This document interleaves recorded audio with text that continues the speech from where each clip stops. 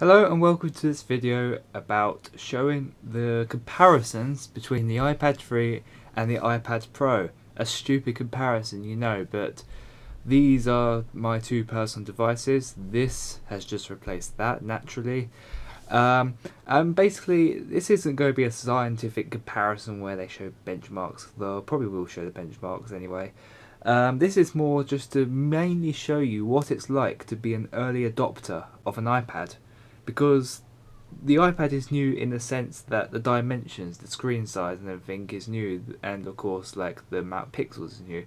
So as you will see, as I will show you, there are a few things that haven't quite adapted to the iPad Pro yet, but I'll show you.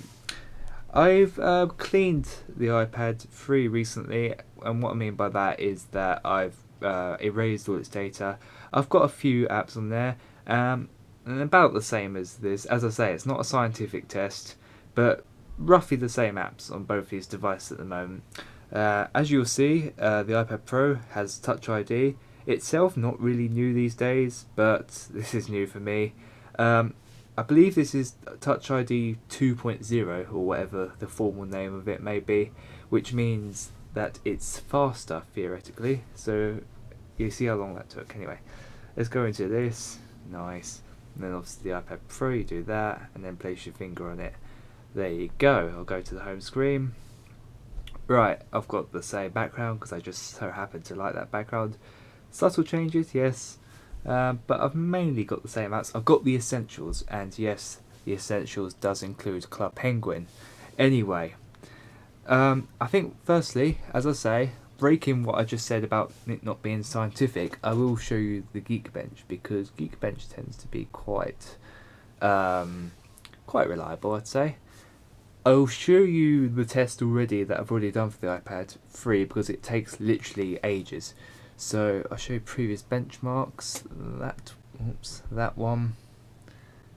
There we go. And I haven't done the benchmark for this one yet.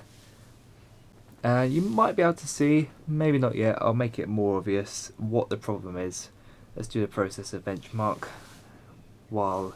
Oh god, that's really quick. The iPad 3 scores 492 in the multi-score, which is quite bad, to be honest, you know.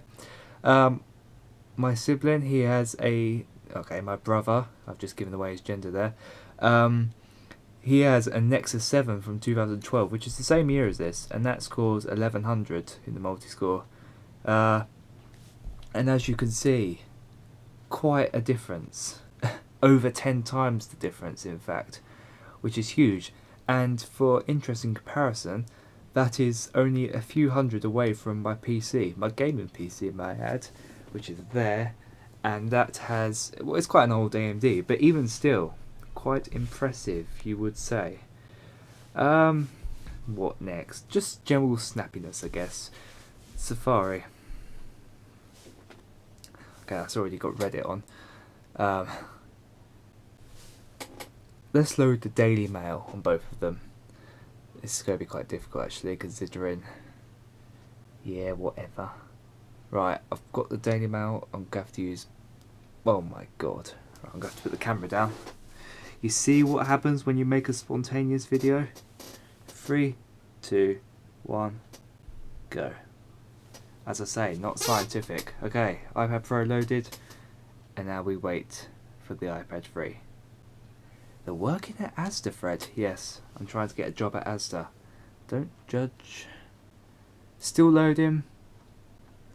And that was fairly quick for the iPad 3 compared to sometimes. As you can see, yes, there's a big difference. I load a story, it loads immediately. I load a story in here, it doesn't load immediately. Now you could argue that this supports the theory that Apple slows down its devices, to make you buy new ones. But I think just as iOS 9 has become more demanding, this has just, well, it's pretty much given up the ghost in most tasks. Even when you type, it lags. So I was ready for a new device. So let me show you what the issue is. with the iPad Pro in terms, not its fault, but mainly software fault. If I open up YouTube and my subscriptions, let's go to the home page. And let's open it up on the iPad as well. Yes, it has to reboot. 4 gigabytes of RAM versus 1 gigabyte of RAM means you'll have to be rebooting apps a lot on this. Okay, right. Can you see, if I go over here and then here, how the app layout is exactly, and I mean exactly identical, right down to the icon size, the resolution, meaning it looks a bit pixelated on this, I'm not going to lie. It's not pixelated as in horrible, but text isn't exactly fully crisp. Even the keyboard, right? Exactly the same. Which you think, yeah, it's an iPad keyboard. No, you're wrong. Because if I go into search and get up this special iPad Pro keyboard, you have numbers, which is nice. And you even have a tab. I love the tab button. It's one of my favourite keys on the computer. Anyway, YouTube. Right. Also, something about the iPad Pro. Let's make this a tiny bit of a review. The speakers are absolutely crazy. Now, I can't really play a video for too long, you know, copyright infringement, blah blah blah. But if I have the speakers up... Can a turtle leave its shell? It's... The pace car is out of control! The pace car hasn't got off the track! Well, what you might be hearing might not be doing it justice, but let me tell you, these are really loud, and I mean, they should be. I mean, there's a speaker there, there's a speaker there, and there's a speaker up at the top as well, which hopefully it hasn't focused into. There's a surprise. The iPad 3, when I first got the iPad 3, I thought, wow, these speakers are amazing, and I still thought that until today. The iPad 3 has a single speaker there. Itself is impressive. It's far better than my phone, which is an LG G3.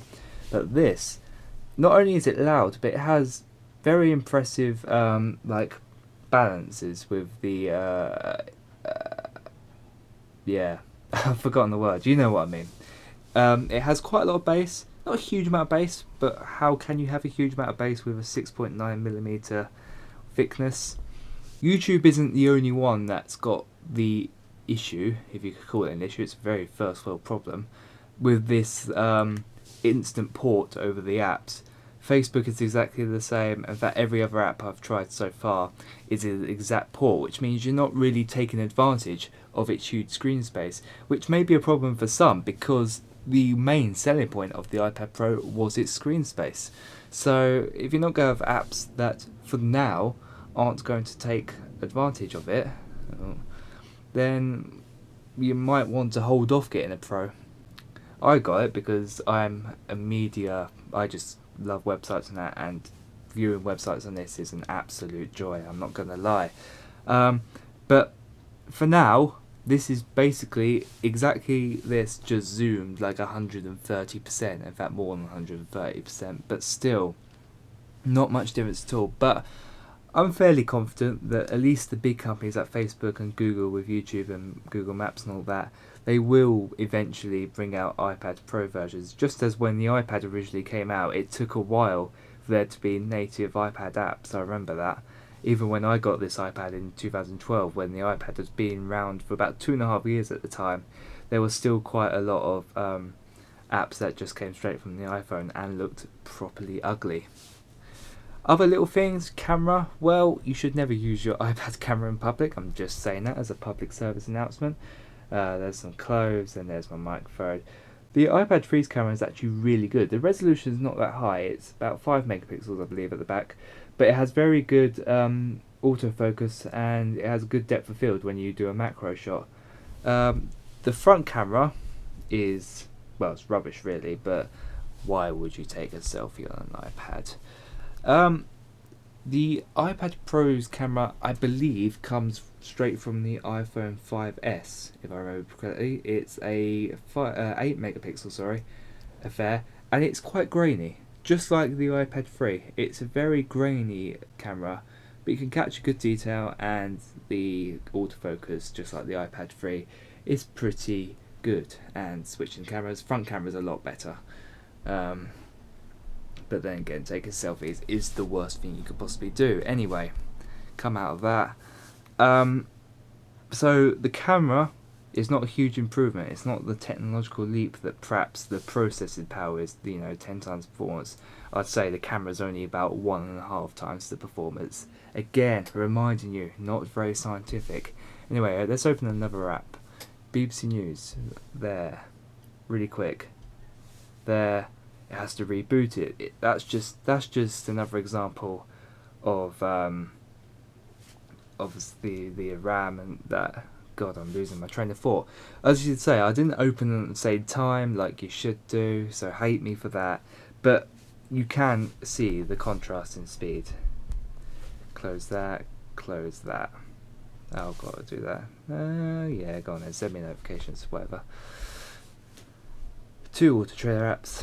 So yeah, I hope you can get a general sense of what it's like to own an iPad Pro now. Mainly the big thing is that for now, apps are not taking advantage of its huge screen. So you are literally just getting that inflated.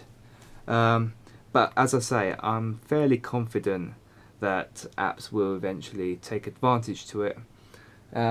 So maybe hold off a little bit, or if you're really not bothered about the extra screen size, a lot of people aren't, I just like big screens, then just get the iPad Air 2, because that has a Apple A8X, yes, tri-core, and that's still a very, very, very powerful beast. I remember that.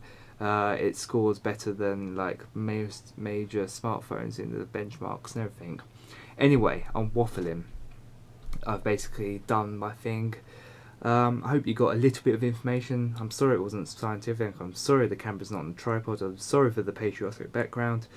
But just get a general sense of what it's like to own an iPad Pro and whether it's for you. I mean, if your fingers are tiny, then it's certainly not.